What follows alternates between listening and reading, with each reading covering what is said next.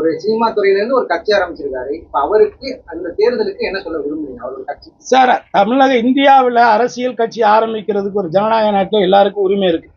அந்த விதத்துல அவர் ஒரு கட்சி ஆரம்பிச்சிருக்கிறார். அவர் ஒன்றும் புதுசா இன்னைக்கு புதுசா இவர் மட்டும் ஆரம்பிக்கிறார். இதுக்கு முன்னாடி எத்தனையோ பேர் ஆரம்பிச்சிருக்காங்க. இன்னும் சொல்ல போனா இந்திய வரலாற்றிலேயே முதன்முறையாக இந்த தமிழ்நாடு சட்டமன்றத்துக்குள்ள போன முதல் சட்டமன்ற உறுப்பினராக தேர்ந்தெடுக்கப்பட்ட முதல் நடிகர் எஸ் ராஜேந்திரன். ஏன்னா அந்த காலகட்டத்திலிருந்தே இருக்கு. அதுல இவர் கட்சி ஆரம்பிச்சிருக்காரு. இன்னும் அவர் மக்களை நேரடியாக சந்திச்சோ, மக்களுடைய போராட்டங்களுக்கோ, மக்களுடைய பிரச்சனைகளுக்கு களத்துல இறங்கி குரல் கொடுக்கக்கூடிய ஒரு நிலைகள் இல்லாமல் அவர் இந்த கார்பரேட் சிஸ்டத்துல ஒரு அரசியலை கையாளுறாங்க. ஏன்னா இன்னைக்கு எல்லாருமே பாத்ரூமுக்கு போனாலும் போனோட போறான், படுக்கை அறைக்கு போனாலும் போனோட போறான். இரவு படுக்கிறதுக்கு 2 மணி 1:30 மணி ஆகுது. ஏதோ ஒன்று உட்காந்து பார்த்துட்டு இருக்கான். பேசுறவன் மிகப்பெரிய அறிவாளியா இருக்கிறான், கேட்கறவன் எல்லாம் முட்டாளா இருக்கிறான். இப்படி எல்லாம் பல மாதிரியான ஒரு சூழலை வாழ்ந்துட்டு இருக்க இந்த தருணத்துல இந்த ஃபேஸ்புக் வாட்ஸ்அப்லயே நம்ம அரசியல் நடத்திடலான்னு நினைக்கிறாங்க.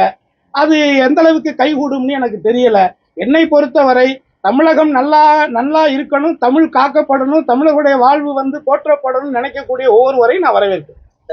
இத்தனை வருஷமா பெரிய நடிகரா இருக்கிறாரு, எனக்கே இவ்வளவு பேர் பின்னாடி நிக்கிறான். அப்ப அவ்வளவு பெரிய நடிகருக்கு வரமாட்டாங்களா? அவரு திமுகவுக்கும் தாவேகாவுக்கும் தான் போட்டின்றது மாதிரி சொல்றாரு. இப்ப போற காலகட்டத்தை பாத்தீங்கன்னா எல்லாருமே அதிமுகல இருந்து கொஞ்சம் கொஞ்சமா விலகிட்டு போறாங்க. அப்ப விஜயோட கூட்டணி சேர்ந்து அரசியல் பயணத்தை அமைக்கிறதுக்கு ஏதாவது வாய்ப்பு இல்ல? அது அவங்களுடைய விருப்பம் சார். நம்ம யூகத்துக்கு பதில் சொல்ல முடியாது.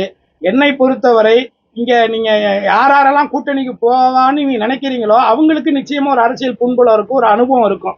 ஏன்னா அவங்க யோசிப்பாங்க, இவர் கூட போலாமா, இவர் எந்த அளவுக்கு தாங்கும், இது எந்த மாதிரி இருக்கும். ஆனால் இன்றைக்கு இருக்கக்கூடிய சூழலில் தமிழகம் பாதுகாப்பாக இருக்கணும்னால் அதற்கு ஒரே அமைப்பு, ஒரே இயக்கம் திராவிட முன்னேற்ற கழகம் தான் அப்படிங்கிற என்னுடைய உறுதியான கருத்து. செய்திகளை உடனுக்குடனும் துல்லியமாகவும் தெரிந்து கொள்ள சப்ஸ்கிரைப் பண்ணுங்க.